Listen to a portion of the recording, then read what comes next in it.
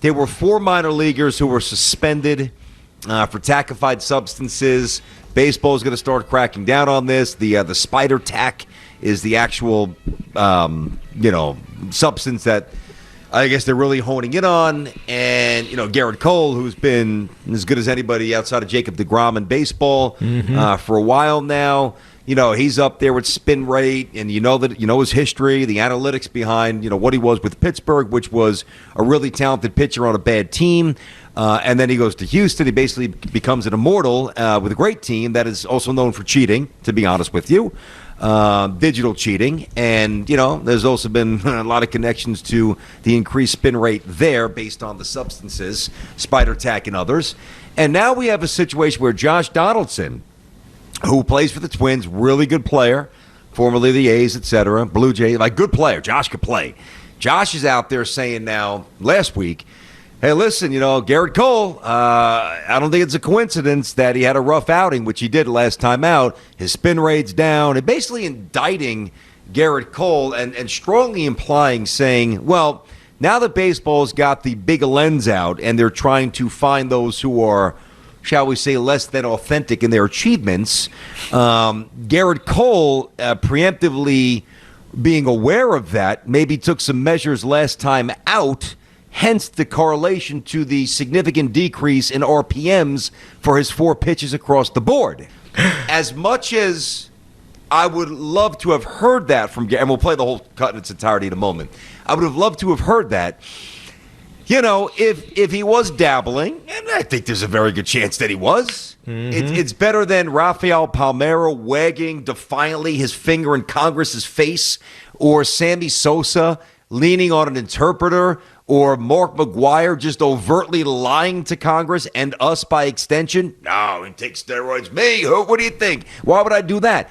At least, if it ever comes out that Gerrit Cole did partake in this practice, as most, if not many, if not all pitchers do on some level, at least he's not a liar.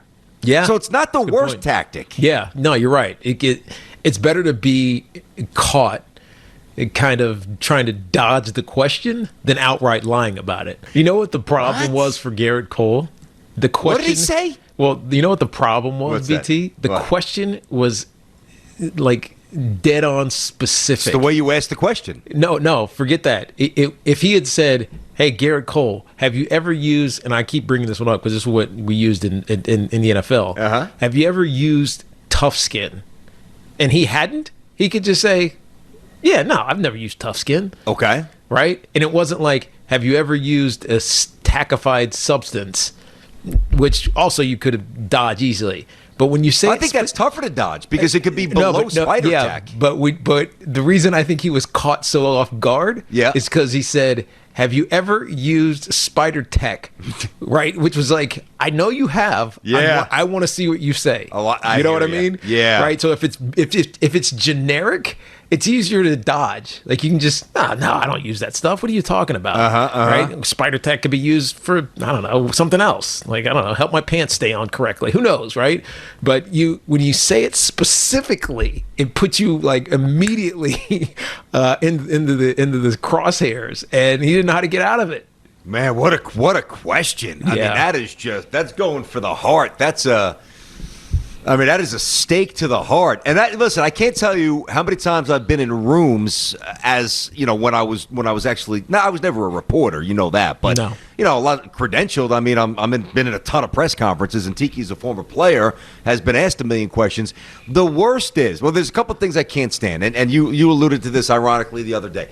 The double barrel question. First of all, you throw 2 questions at a subject, and invariably one is easier than the other, and anybody that has 2 brain cells will gravitate to the easier one for them, and they might expand on it to the point where it's a minute and a half. They'll never really address the tough part of the question, which is the second question, or it could be the first. But so that's an out, number one. And I can't stand when and you hear this all the time.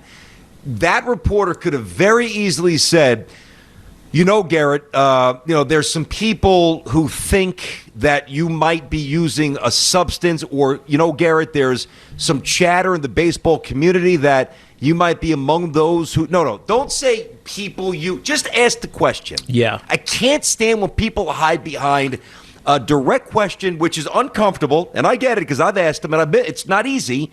But if you want to be good, you got to ask the direct question. Don't hide behind throngs of people. People say, intimations are, word on the street is. I can't stand that. Yeah, no, now, you're right. Go ahead, be Pete, direct. No, the question that I have for you, because this came up when we were preparing for this segment, BT, is you talk about the hypocrisy in baseball. Yes. Right? For power hitters or home run hitters using steroids, it's the most egregious thing you could ever do. Ban them from the game, etc. You cheat with tactified substances and increase your spin rate, which obviously allows you to throw some of these breaking pitches a lot more crisper and dynamic, right? It's just kind of like, okay, maybe we'll do an investigation, maybe we won't. It's a tried and true tradition, been passed down by generations, right? That's the real issue here, is that you can't cheat and have different levels of severity on how we view it, correct? Well, you unfortunately, we can and we do. I mean, you shouldn't,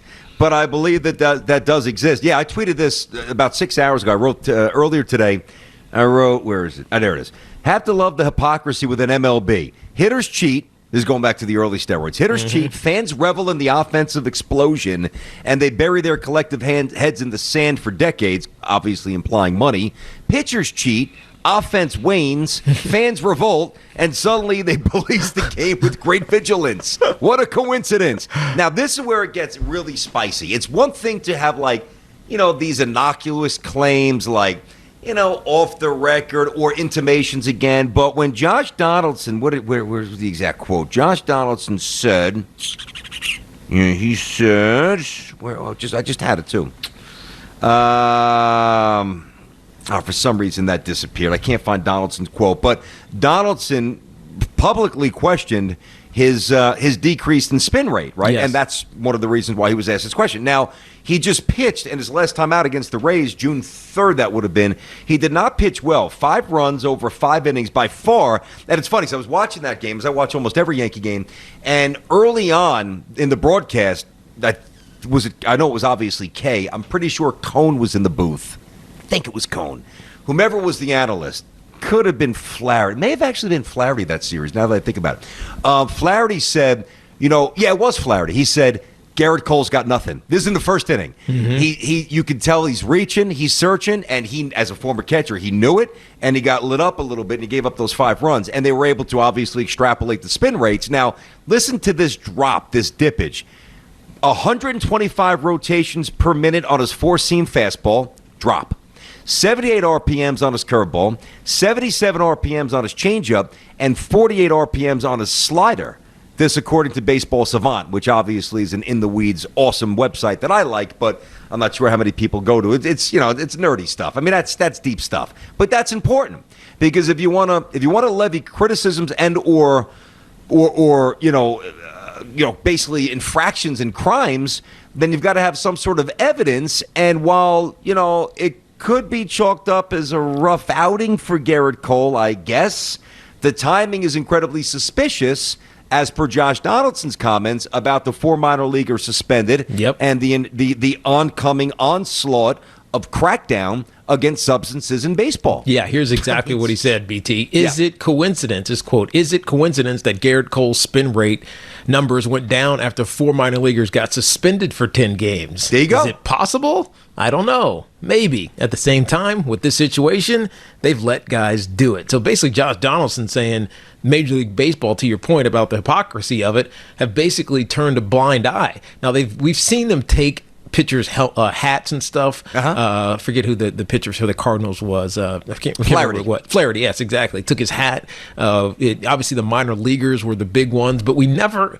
There's no follow-up to it, right? What happened to Flaherty's hat? Like, what was the outcome of it? It's in the laboratory, exactly. Tiki. It's being tested. That was 3 weeks ago, BT. I mean, what the heck? Give him time. I mean, you could probably smell it and sniff it and figure out what something's tackified is on it. Like, what the Guilty. heck? Right? What are you doing?